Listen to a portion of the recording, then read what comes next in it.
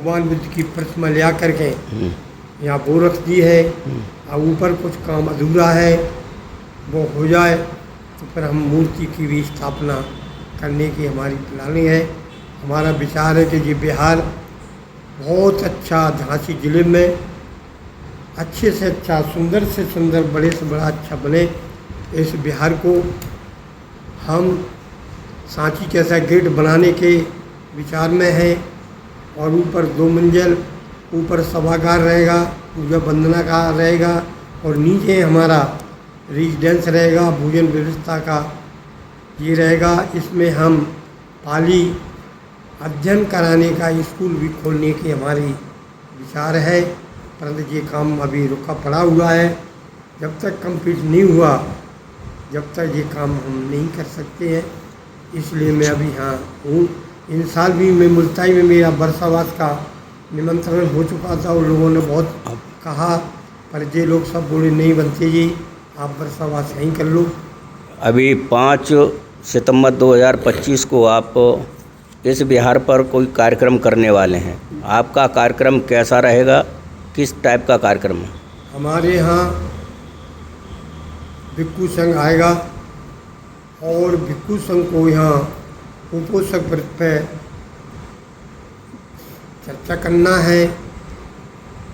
और पाती मोक्ष भिक्खुओं के जो कर्तव्य 227 शील बताए जाते हैं, उनके ऊपर विचार करना है कि भिक्खु अपने अपने शीलों में कितना पारंगत है, कितनी अग्री है, और कितने उन शीलों को पालन करते हैं। हमारे देश में धम्म समाज में क्यों नहीं चल रहा है, हमारा समाज धार्मिक क्यों नहीं बन रहा है? शायद हमारे धर्मगुरु अपनी श्रेष्ठता को समाज में पेश नहीं कर पा रहे, या हमारा समाज धर्म से बहुत दूर भागता है। दोनों के बीच में एक दूसरे पर टिप्पणी करते रहते हैं। ना तो हमारा भिक्खु संघ धम्म में पारंगत होकर सही रूप से धम्म का कार्य कर रहा है, और न हमारे उपासक लोग धम्म को धारण करने के लिए इच्छुक। इसलिए भारत रत्न बोधिसत्व बाबा साहब डॉक्टर अम्बेडकर ने कहा था कि मेरे समाज के लोगों, मैंने तुम्हारी रक्षा के लिए तुमको संविधान बना के दिया है। ये संविधान तुम्हारी रक्षा करेगा, पर मुझे दिखता है भारत में जवाहरलाल कैसे पंडित कभी संविधान को पूरा लागू नहीं करेंगे, और आगे चल के ये संविधान किसी मनुवादियों के हाथ में चला गया तो संविधान को चंद दिनों में समाप्त कर देंगे, और तुम्हारी जो अधिकार मैंने दिए थे सब छिन जाएंगे, और आपको वही मनु स्मृति लागू कर आपको पुराने ढल्ले में ढकेल दिया जाएगा, और आपके साथ वही अपमान होने लगेगा।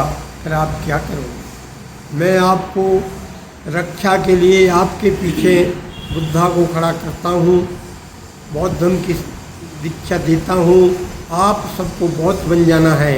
अगर मैं 2 साल और जिंदा रह गया तो भारत को बौद्ध में बना दूंगा। मेरा आप लोगों से आशा रखता हूँ कि आप लोग बौद्ध धर्म को स्वीकार कर अपना संबंध बौद्ध देशों से बनाएं, बौद्ध देशों से हाथ मिलाएं। जब आपके साथ यहाँ कोई घटियाई होती है, आपके साथ कोई दुर्व्यवहार होता है, आपके साथ आपके कानून के, आपके अधिकारों से हनन किया जाता है, और आपके साथ बौद्धों के साथ कोई हत्याएं बड़ा कांड होता है, तो सार Japan, Thailand, Burma, Korea, Vietnam, पड़ोसी देश सब आपकी रक्षा के लिए आगे आएंगे, और कहेंगे बौद्धों के साथ इंडिया के अंदर क्यों अन्याय अत्याचार किया जा रहा है। तो यहाँ का प्रधानमंत्री जब विदेश जाता है तो कहता है कि मैं बुद्ध की भूमि से आया हूँ, मेरे यहाँ बुद्ध की विरासत सुरक्षित है, और जब हम यहाँ भारत में देखते हैं तो बुद्ध के से युद्ध छिड़ा हुआ है, इनकी कथनी और करनी में कितना अंतर है, पर हमारा समाज आज भी अंधविश्वास में भी है। समाज नहीं सोचना चाहता है कि मैं अंधविश्वास से बाहर आऊं और अपनी संस्कृति, अपना धर्म, अपने गौरव को प्राप्त करूं, जिसमें मानव के साथ किसी प्रकार का भेद नहीं किया जाता है। समता, सुसमता, बंधुता, न्याय की शिक्षा दी जाती है। तो समाज के साथ आज हमारा समाज कुछ लोग ही लालची लोगों के थोड़े से लालच में आकर अपनी ही समाज में अंधविश्वास फैलाकर उन्हें दास्ता के गुलाम बनाने का कार्य कर रहा है। उन्हें मालूम नहीं कि जब हमारा समाज शिक्षित होकर तर्क और विवेक का इस्तेमाल करेगा तो आपका आने वाली पीढ़ी आपको कभी स्वीकार नहीं करेगी। ऐसा हम सोचते हैं। भारत में इंसान पैदा नहीं होते, भारत में कुछ जाति पैदा होती हैं, उन जातियों के आधार पर संप्रदायिकता खड़ी की जाती है। वो धर्म नहीं है, धंधा है। इसलिए हमें सोचना चाहिए कि बाबा साहब ने जो धर्म हमारे प्राचीन काल हमारे पुरखों का धर्म दिया था, वही एक सच्चा भारत का मूल धर्म है। वही भारत के विकास को विकसित करने के लिए पुनः सोने की चिड़िया बना सकता है। हम मानव को एक कर सकता है। असमानता को ख़त्म कर मानवतावादी भारत को पुनः फिर बनाया जा सकता है। परंतु बाबा साहब का सपना था, आज वो सपना अधूरा पड़ा हुआ है और समाज में आज अपने अपने नाम को ऊंचा करने के लिए, अपने अपने ऐशो आराम को मनाने के लिए संस्था बनाने में लगे हुए हैं। हमारी समाज में आज जिस समाज को शूद्र कह कर के, दलित कह कर के, अछूत कह कर के अपमानित किया जाता है, वो समाज अछूतपन से ऊपर उठने के लिए छोटी छोटी पार्टी बना करके अपना बहुमत सिद्ध करने में लगा हुआ है। धर्म से बहुत दूर है, धर्म के साथ कुठारघात कर रहा है। परंतु मैं उन्हें कोई बाहरी धर्म अपनाने के लिए नहीं कह रहा हूँ।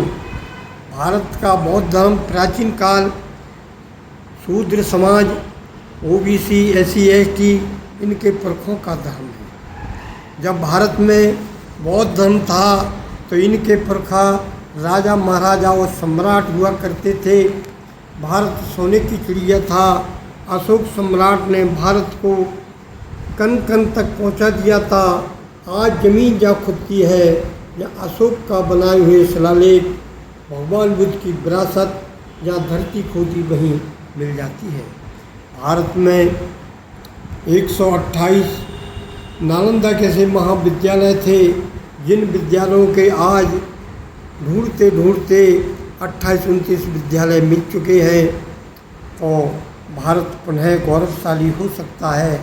अकेले हमारा समाज अपने धर्म को धारण करे, अपने धर्म पे चले और अपने धर्म को पुनः जीवित करने के लिए बिहारों में आए, पूजा वंदना करे और धर्म को धारण करे, तो हम सोच सकते हैं कि भारत पुनः बौद्धिस्ट होकर विश्व का गुरु बन सकता है। मैं अपनी बात को इतनी कह करके विराम देता हूँ। भगवान बुद्ध के को नमन करते हुए आपके चैनल को भी मैं चाहता हूँ कि आपका चैनल विकसित बने और गरीब की आवाज़ को जन जन तक पहुँचाने के लिए, भगवान बुद्ध के संदेश को जन जन तक पहुँचाने के लिए प्रेरित बने। आपका चैनल क्या नाम? धम्म संदेश। धम्म संदेश चैनल को इतना लोकप्रिय बनाया जाए, घूम घूम कर समाज के दुख दर्द को सुनकर उस वीडियो पे जन जन तक पहुँचाया जाए तो बड़ा पुण्य का कार्य होगा और भारत में पुनः बौद्ध धर्म स्थापित हो सकता है, ऐसी हम आशा रखते हैं।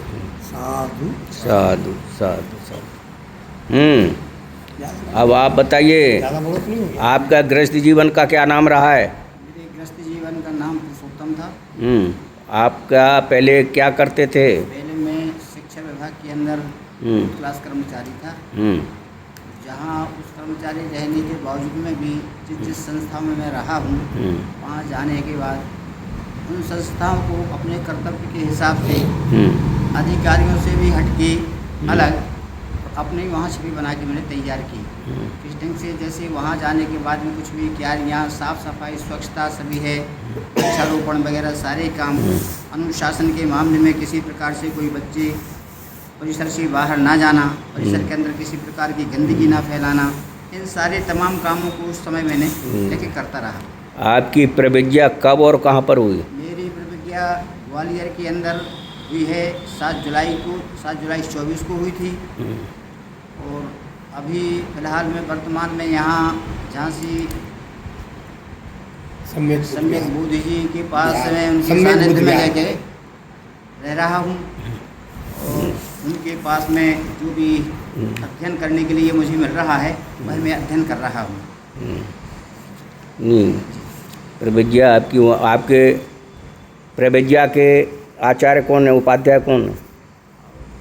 तो के आचार्य उनमें से एक तो आप ही हैं, सम्यक बोधि जी भी हैं, और एक अपने मेहतानंद जी हैं जी। तो आपने बौद्ध धर्म में ही प्रविज्ञित होना क्यों चुना? मैंने बौद्ध धर्म इसलिए लेके चला कि पहले हिंदू धर्म के मामले से बहुत कुछ मैं उसमें ज़्यादा झगड़ा हुआ था। जाने के बाद उसमें जब देखा कि हर प्रकार की भ्रांतियाँ कई जगह से लेके आई, समानता की कहीं कोई बात न रही, जिसकी समानता की लड़ाई मैं अपने जीवन में पहले से ही लड़ता रहा।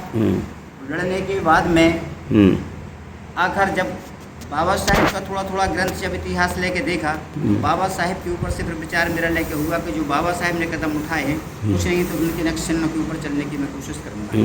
उस प्रकार से जब मैं चलने की कोशिश लेके करी तो मैंने उसमें अपने गीत भी तैयार करे बाबा साहेब के विषय के।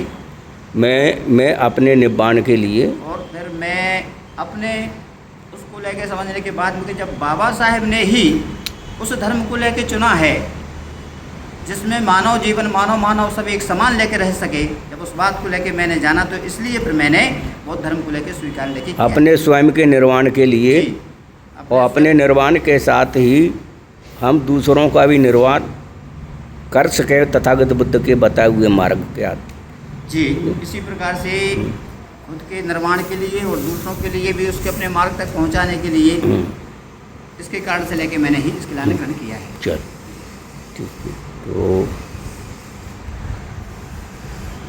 आपका क्या नाम है? गृहस्थ जीवन का नाम क्या है?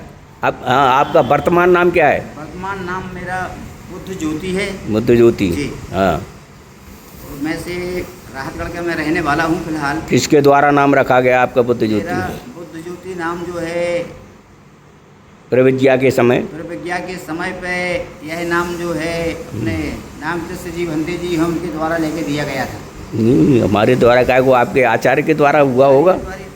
आचार्य जो उपाध्याय हैं उनने किया होगा। जो भी है तो मतलब उसमें जो सभी लोग लेके शामिल थे, तो मैं तो सोच रहा हूँ कि जो रिटर्न में जो उनमें एक बड़ी का जो काम लेके किया था वह उन्होंने किया था, इसलिए मैंने उनका नाम दे दिया है।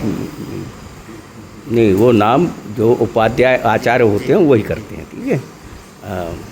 आपका गृहस्थ जीवन का क्या नाम है? हमारा गृहस्थ जीवन का शंकर लाल नाम कहते हैं और मैं सीतापुर का रहने वाला हूँ। सीतापुर उत्तर प्रदेश। उत्तर प्रदेश। सीतापुर उत्तर प्रदेश का रहने वाले मैं दिक्कू। नहीं आप गृहस्थ जीवन में आपका क्या काम रहा है? हमारा काम जो है किसानी का, किसानी के बाद मौजूदा होते हुए मैं रिक्शा चालक भी बना, फिर पार्टी रिक्शा भी चलाया। फिर मेरे मन में आ गई कि मैं नागपुर के समान लोग बाग जा रहे थे, मुझे कोई ले जाने को तैयार नहीं हुआ। मैं फिर अपने जीवन अकेला जा कर के नागपुर में शिक्षा भूमि में शिविर को सुसाई जी के द्वारा ग्रहण किया। क्या ग्रहण किया? सुसाई जी ने मेरा नाम संगठन रखा और जो है छीवरदान छीवर दिया। शिविर दिया। यानी प्रविज्ञा आपकी नागपुर में हुई। नागपुर कब हुई? ये सन 2023 में हैं? सन 2023 में। 2023 में हुई। आपको बौद्ध धर्म की ओर ही आप क्यों आकर्षित हुए? बौद्ध धर्म, दुनिया में तो बहुत सारे धर्म थे, आपने दूसरे धर्म को क्यों नहीं देखा? बौद्ध धर्म ही क्यों चुना? बौद्ध धर्म में हमको ये अच्छा लगा कि कोई भी प्रकार का जो इंसान है अपने धर्म को, जो हम अपने ही धर्म को चुना, दूसरे धर्म को हम स्वीकार नहीं करे, उसमें पाखंडवाद दुनिया का झूठे साँचे प्रवचन करते हैं, हमको अच्छे नहीं लगे, इसलिए मैं बौद्ध धर्म अपनाया। बस, बहुत बहुत धन्यवाद। आप सब साधुवाद के पात्र हैं। आपने अभी सुना पूज्य भदंत सम्यक बोधि जी ठहरो, जो इस सम्यक बुद्ध विहार के बौद्ध विहाराधीश हैं, और उनके साथ में अभी 2 श्रमण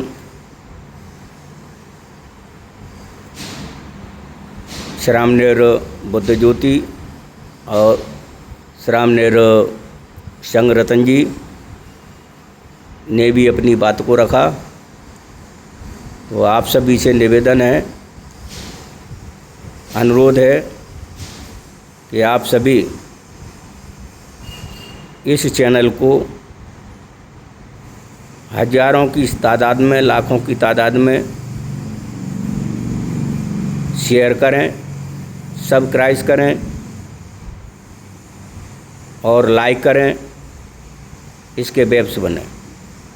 तो आप सभी से अनुरोध है कि ये अधिक से अधिक संख्या में करें, जिससे कि आप तक बुद्ध धर्म के गतिविधियों की सारी जानकारियाँ प्रतिदिन जगह जगह की, हर स्थान की गतिविधियों के बारे में आप तक जानकारियाँ भेजी जा सकें, ऐसा आपसे पुनः अपील करते हुए मैं अपनी वाणी को विराम देता हूँ। आप सबको मंगलमय हो, सभी सुखमय हो, आप सभी की लंबी उम्र हो और सूर्य की रोशनी की तरह आप सबकी जीवन चमकता रहे, सूर्यवान बना रहे, प्रकाशवान बना रहे, ऐसी बात रखते हुए अपनी वाणी को विराम देता हूँ। आप सबको सादर नमो बुद्धाय। जय भीम, जय भारत, जय संविधान।